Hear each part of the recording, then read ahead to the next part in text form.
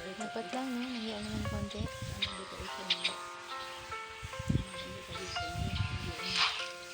Ma, nandito na po ako. Baka pa nagsapo itong duwa yung mukha ko nung ano. Shanchay! Ay, sige to, hindi ko Napansin na mo ba? nanda. Kung sana, diretso Nagpakulay ka nagtuloy. na mo? Halata naman pala. Ako lang ang nagkulay nito. $260 lang ang gastos ko. Para kayong foreigner. Mabuti naman. Pero mas mabuti kung foreigner ang magiging boyfriend mo. May kakilala ka ba sa school ninyo, anak? Ma, pumapasok ako hindi para maghanap ng lalaki. Hindi mga lalaki. Pag-aaral, oo. Dapat nang mag-aral kang mabuti. Pero napakamahal lang yung tuition fee. Dapat may makilala kang mayaman para hindi naman nakakahiya. Ma, lagi na lang kayong ganyan.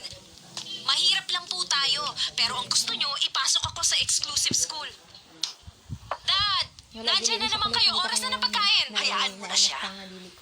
Mas mabuti pa sanang nasa normal college na lang ako kesa sa Yingke.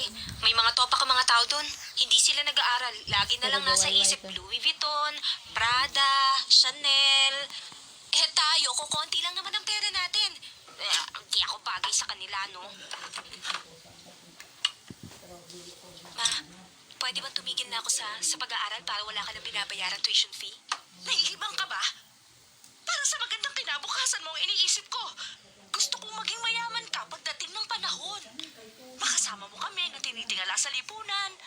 Na para bang isang celebrity. Kaya kita ginagastusan. Sa abot ng lahat ng aking makakaya.